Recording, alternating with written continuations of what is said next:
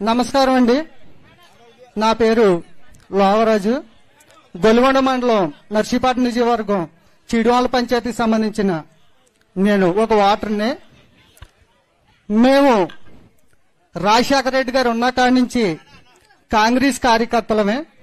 కాంగ్రెస్ జెండా మోసి రాజశేఖర రెడ్డి గారు వెనకాల సైనికుల్లాగా తిరిగిన వాళ్ళం మేము.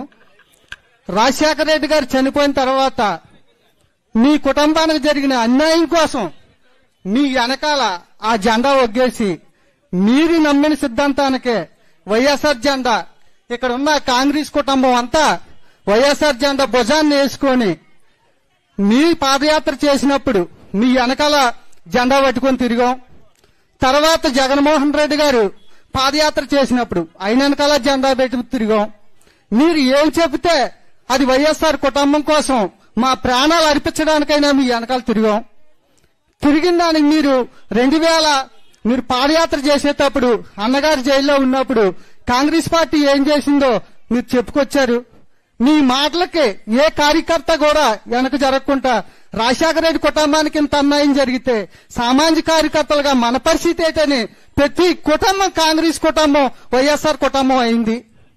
అప్పటి నుంచి ఆ జెండా మోస్తున్నాం, మీరు చెప్పిందే చేస్తున్నాం. జగన్మోహన్ రెడ్డి గారి పరిపాలనలో ప్రతి పేదవారు అందరూ సుభిక్షంగా ఉన్నారు.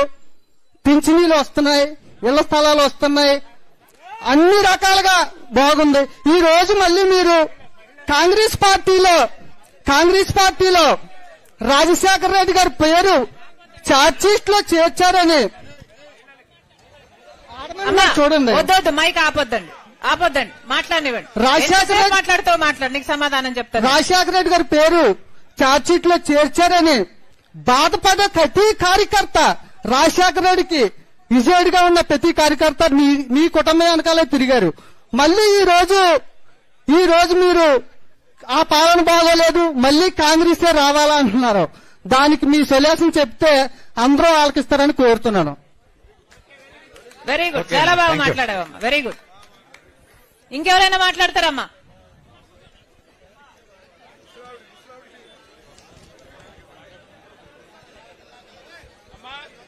హలో, మహిళలతో మాట మంతి కార్యక్రమంగా అమ్మా ఎవరైనా మీ మనసులో ఉన్నది మాట్లాడొచ్చు. బండారు చెల్లయ్యమ్మ, నేనేమనుకోను, బండారు చెల్లయ్యమ్మ సమాధానం చెప్పగలను. ఎవరైనా మీ మనసులో ఉన్నది మాట్లాడండి. బండారు చెల్లయ్యమ్మ ఎక్కడున్నారమ్మా?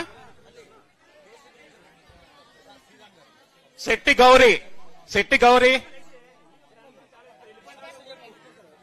గౌరీ గారు, మార్తి నోకరాజు, మార్తి సింహాచలం, పి బెల్లయ్యమ్మ.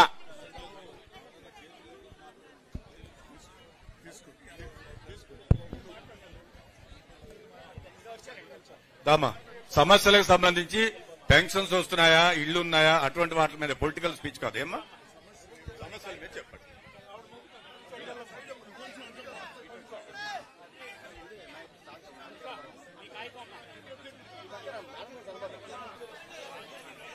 ఇలా ఎవరు లేడీస్ ఉంటే పంపించండి, కొంచెం దండి, పెద్ద ఆయన ఇలా పంపించు. రండి రామ్మా, రా మాట్లాడగలుగుతావా? ఇల్లన్నది లేదు. కుర్రోడు అంటే ఎంటర్ చదివినాడు బాబు, ఆగండి ప్లీజ్. కుర్రోడు ఎంటర్ చదివినాడు, చదువు లేదు, ఏమీ లేదు. ఎలాగొచ్చిన వాళ్ళు అలా పెట్టుకున్నారండి. కాగితం ఇల్లు లేదు. ఇదిగో బాబు, ఇల్లు ఇంపేసి కట్టుకున్నాను. ఇదిగో బాబు, ఈవిడికి ఇల్లు లేదట. దామా ముందుకు రా. చేయించుకున్నాను బాబు, చేసుకున్నాను అని చెప్పి ఇంకా రాలేదు. ఇల్లు లేదు. ఇల్లు లేకపోతే ఇల్లు లేకుండా అలా ఉండిపోను అన్నమాట. ముసలివాడు ఉన్నాడు, నేను ఉన్నాను, అది లేదు, అలా ఇచ్చేయండి. మాది సింహాచలం అండి, మాది సింహాచలం.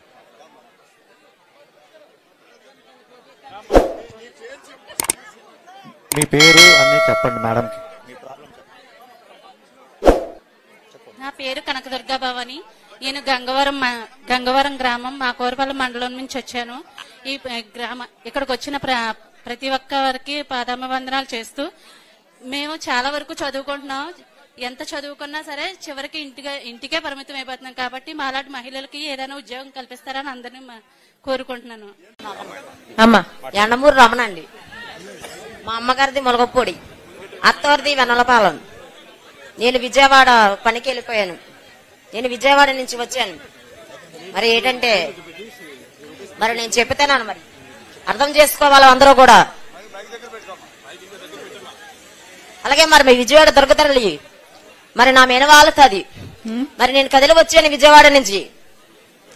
తెలుసా నేనెవరో తెలుసా?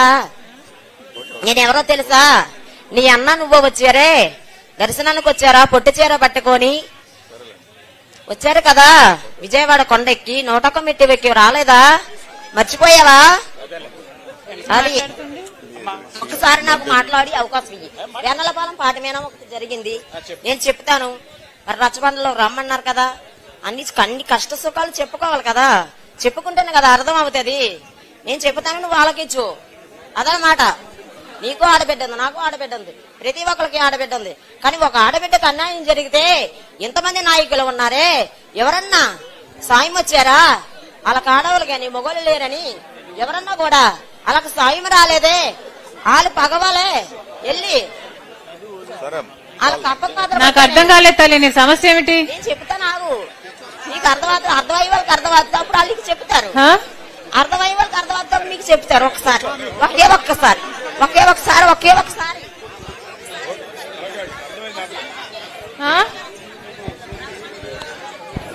సమస్య ఏంటమ్మా? సమస్య చెప్పాలి కదా అమ్మా. నీ శోధించడానికి అందరికి టైం లేదు కదా. ఒకే ఒక్క మాట నన్ను అర్థం చేసుకోండి. మా వాళ్ళ పాప కోసం ప్రేమించింది ఎనలపాలెం, వాళ్ళ అమ్మగారిది ఎనలపాలెం. ఆ అమ్మాయిని నర్సీపట్నం గ్రామంలో ఇచ్చారు. ఆ అమ్మాయికి 2 ఆడపిల్లలు. అందులో చిన్న అమ్మాయిని ఎనలపాలెం ఉన్నాడు కదా, తెలీదు. వాళ్ళ అబ్బాయికి ప్రేమించి 6 సంవత్సరాల కిందట ప్రేమిస్తే ఆ అబ్బాయికి జాబ్ లేదు, ఏమి లేదు, ఏమి లేదు.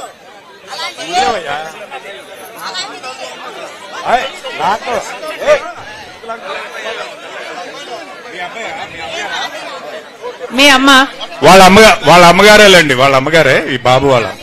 మీ అక్కల మ్యారేజ్ గురించి ఏదో చెప్తుందమ్మా, అంతేనా? ఓకేలే, అర్థమైందమ్మా, అమ్మకి అర్థమైంది.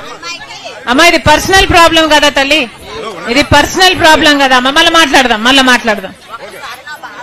అర్థమైంది తల్లి. ఓకే వినండి. ఓకే అమ్మా, అర్థమైంది. ఒకసారి అమ్మా నీ బిడ్డ పెళ్లి విషయం మాట్లాడుతున్నావు, ఇది కొంచెం పర్సనల్ కదా తల్లి. ఎవరైనా లోకల్ గా ఎవరైనా మాట్లాడి ఏమైనా పరిష్కరించగలరేమో చూడండి. లోకల్ వాళ్ళు మాట్లాడతారు మన వాళ్ళు. నువ్వు లోకలేనా? లోకలా తల్లి నువ్వు? ఈమె తీసుకెళ్లి మాట్లాడు. ఈమె బిడ్డకి ఏదో మ్యారేజ్ ప్రాబ్లం అంట, ఆయన మాట్లాడుతుందిలేమో. నెక్స్ట్ ఎవరమ్మా?